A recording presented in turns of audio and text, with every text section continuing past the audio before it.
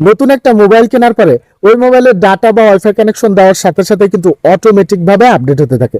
আর এই আপডেটটা যারা দিয়েছেন বা খেয়েছেন তারা কিন্তু প্রায় 99% মানুষই বাস খেয়েছেন। কেননা এই আপডেটের ফলে কিন্তু প্রায় 99% মোবাইলের ব্যাটারি কিন্তু ড্যামেজ হয়ে যায়, এটা কিন্তু প্রমাণিত। সো আপনারা অবশ্যই আপনাদের মোবাইলটা কেনার পরে কিছু সেটিং অফ করে রাখবেন, তাহলে আর অটোমেটিক ভাবে আপডেট হবে না। তো এই সেটিংটা কিভাবে করবেন চলুন সেটাই আপনাদেরকে দেখিয়ে দিচ্ছি। তার আগে আমার এই আইডিটাকে ফলো দিয়ে রাখতে পারেন, এমন সব ইম্পর্টেন্ট টিপস অ্যান্ড ট্রিক্সের ভিডিও কিন্তু আমি প্রতিনিয়ত দিয়ে থাকি, যা আপনাকে পরবর্তীতে অনেক কাজে আসতে পারে।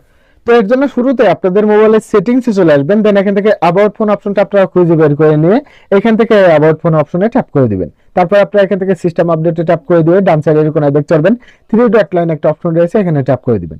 তারপর এখান থেকে আপডেট সেটিংসে ট্যাপ করে দিয়ে এখানে যদি আপনাদের কোনো অপশন অন থাকে তাহলে আপনারা এখান থেকে সেই অপশনগুলো অফ করে দিবেন, তাহলে আপনার ফোনটা আর কখনোই অটোমেটিক ভাবে আপডেট হবে না।